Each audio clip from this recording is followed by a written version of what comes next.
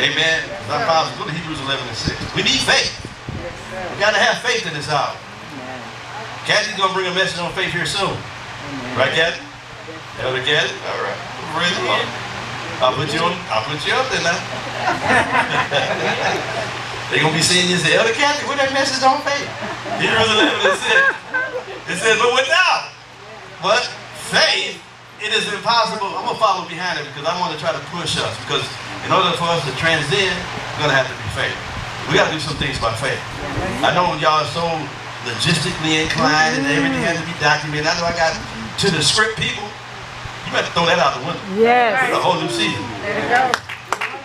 Verbatim. We don't do it like this. Religion? No, we don't. That's right. We need to be able to, we got to have a disclaimer in this house. Subject to change.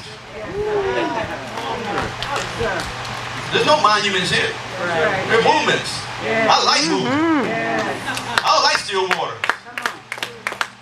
In the house, but when I'm about the Father's business, I want movement. I want activity.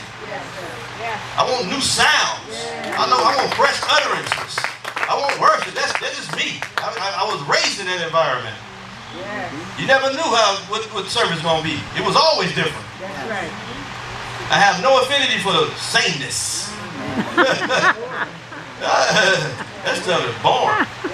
Anybody, sometimes I play a little game with myself. I get so in the pattern, then all of a sudden driving, and then I tell myself, I ain't going anywhere. I'm doing something different. Anybody ever been that way? Yeah, I'm tired of eating that burger. I'm going to another spot. Your body will tell you when to step out of the box. How much more should the Spirit of God tell you when to get out of that box? With your same self. But without faith, it is impossible to please Him. For he that cometh to God must believe that what? He was. Oh, okay. And that He is, or is a rewarder of them that diligently seek Him. He's a rewarder.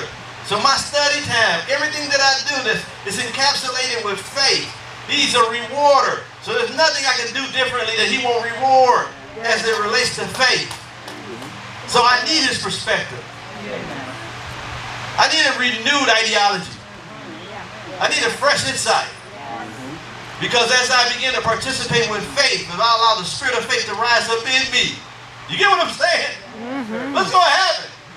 I know on the back end of that, my faithfulness to what God is telling me and stepping out into a new day and a new season, that He's a rewarder. Yes. I know right now, I look at Him as a miser. I look at Him as being, hard and austere. That's how some of us think about God. Like He's the man upstairs, that He don't have our best interest. But I'm here to tell you, He rewards faith. Because without it, you will always fall short of the grace of God. Faith and grace goes together. It says, by grace through faith. So when we connect with God through faith, grace comes. Grace gives us the ability to do things we've never done before. It gives us the sustainability to perform on a high level as God's expectation begin to collide with our reality. Because this expectation is going to collide with your reality. There's a rude awakening that's going to come to a people that are bound by complacency, that refuse to shift into faith.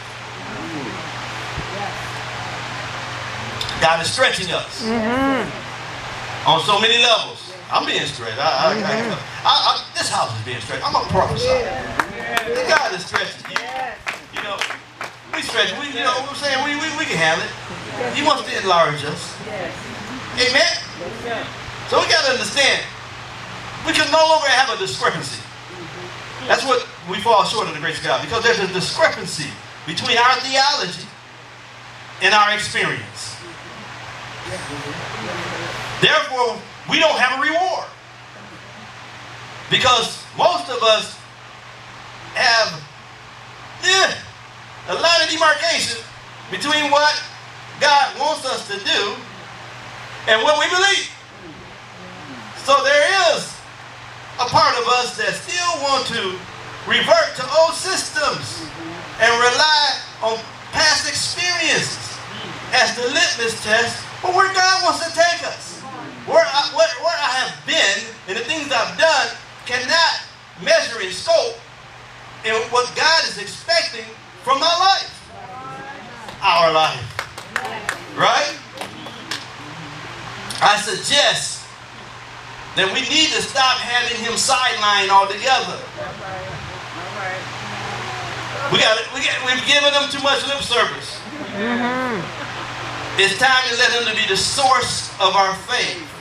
See, we can't have faith because faith comes from him. Faith comes from him. It's an extension from him. It's a part of the package. Being saved, being new creation men. He's given us the hardware. He's given us everything that we need spiritually.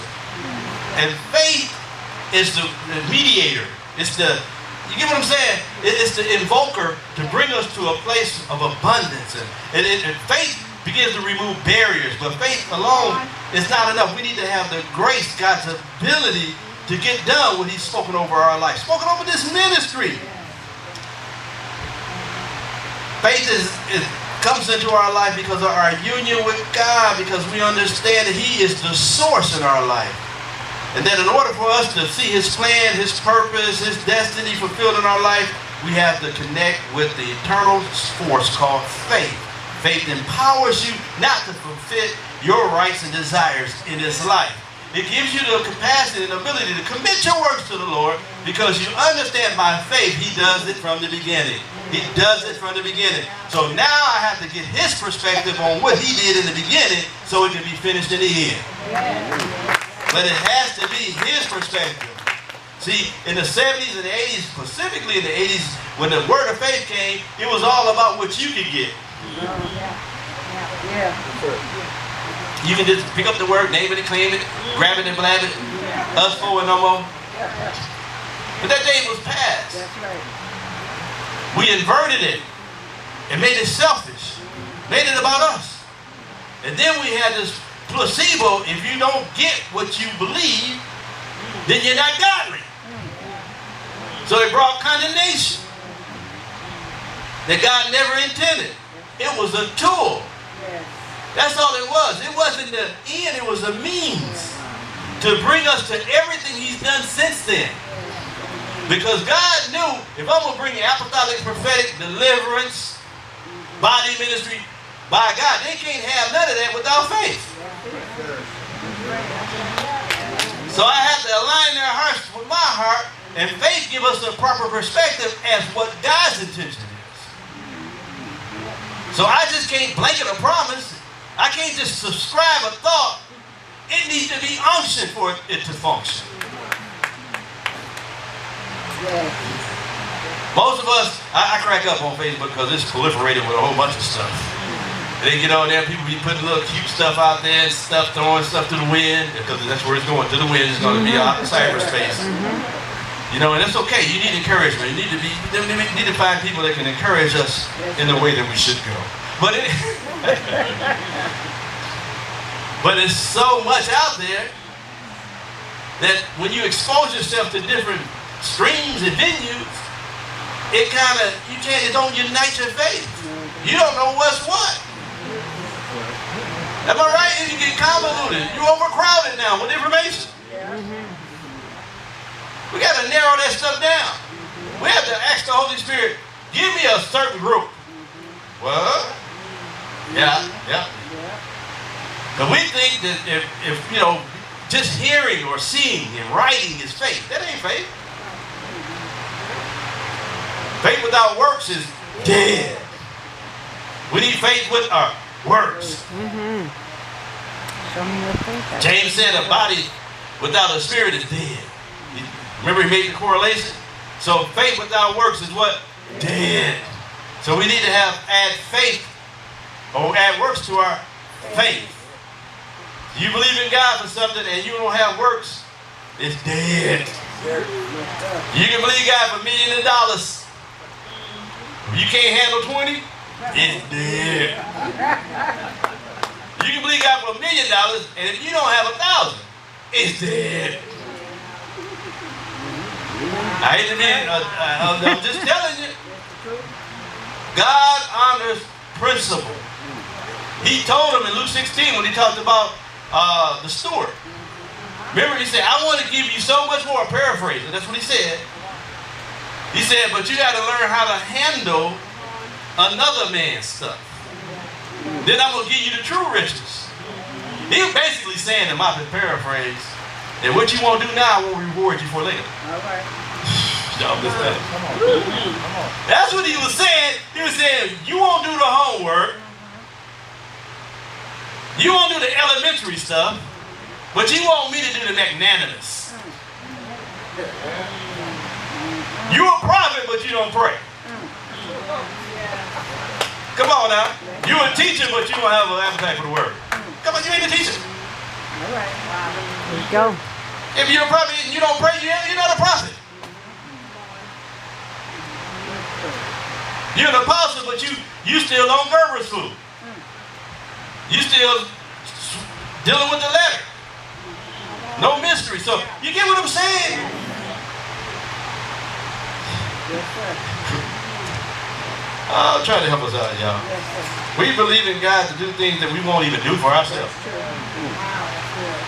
So we got to have, he gave us faith, not to be passive, faith to be aggressive.